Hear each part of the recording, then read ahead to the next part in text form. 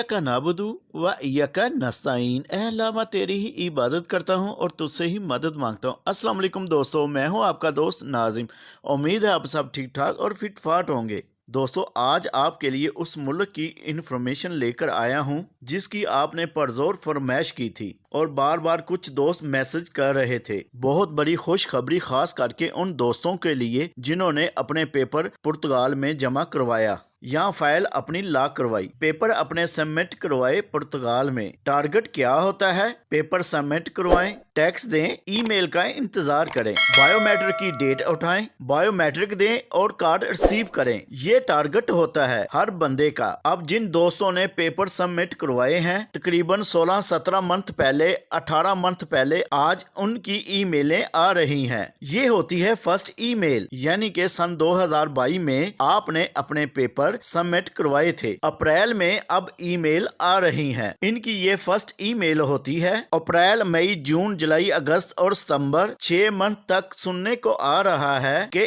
Email सबकी आ रही है। सेफ की जो आपकी आईडी है जहां पे आपने अपने पेपर सबमिट करवाए है, आईमा पे, इस वेबसाइट पर जाके आप चेक कर सकते हैं। अगर तो प्री शेड्यूल लिखा आ रहा है तो इसका मतलब कि आपकी जो ईमेल है वो कन्फर्म हो चुकी है। जिन दोस्तों का अभी तक प्री शेड्यूल नहीं लिखा आ रहा वो परेशान ना हो, 1-2 दिन वेट करें, लाजम हो जाएगा। 2 चीजों का ख्याल आपने रखना है कि जब आप लोग पेपर सबमिट करवाते हैं तो चेक कर लीजिएगा, खुद चेक कर लें, दोस्तों से चेक करवा लें कि आपके जो पेपर सबमिट हो चुके हैं क्या वो राइट है। अगर तो आपके पेपर राइट जमा हुए हैं तो फिर आपको ईमेल 100 to 10% आनी है। मैं मैसेज पढ़ रहा था, काफी ज्यादा दोस्तों के कमेंट भी पढ़ रहा था। कुछ बंदे परेशान थे कि यार जिसकी लीगल एंट्री है उसको ईमेल आ रही है, जिनकी लीगल एंट्री नहीं उनको नहीं आ रही है। तो ये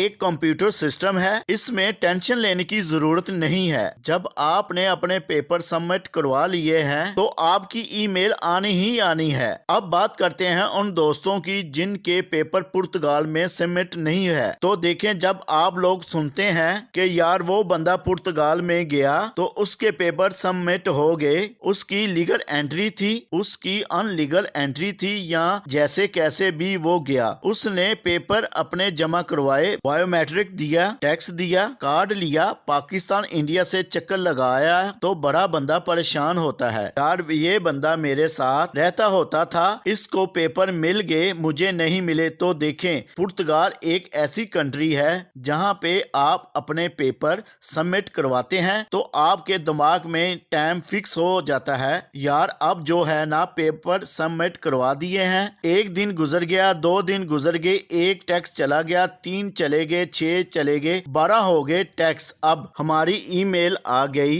ईमेल के बाद आपको ऑप्शन मिलता है बायोमेट्रिक की डेट उठाने का। अब यहाँ पे बात मैं दोस्तों के साथ मजीद ये भी करना चाहूंगा कि जब आपकी प्री शेड्यूल लिखी आ जाए उसके बाद आपने इंतजार करना है। 1 वीक या 2 वीक के अंदर अंदर आपकी टैप की आईडी है, वहीं पे आपको बायोमेट्रिक की डेट भी अवेलेबल मिल जाएगी। आपने चेक करते रहना है, जैसे ही डेटें ओपन हो कोशिश करनी है कोई अच्छी सी टैप सिलेक्ट करके आपने डेट उठा लेनी है। अगर आपने नहीं उठाई तो 10 दिन के बाद क्लोज हो जाएगी। अब अगर वो क्लोज हो गई तो आपको डेट नहीं मिली तो आपको वकील के धक्के खाने पड़ेंगे, बड़ा टाइम वेस्ट होगा, क्योंकि ये ऑलरेडी मेरे जाने वाले दोस्तों के साथ वाकया हो चुका है। उन्होंने डेट अपनी उठाई नहीं थी, एक ने दूसरे ने उठाई हुई डेट मिस कर दी थी, गया ही नहीं था, ठीक है, तो दोबारा डेट लेना बायोमेट्रिक की बहुत ज्यादा मुश्किल है। इसलिए कोशिश ये करनी है जैसे ही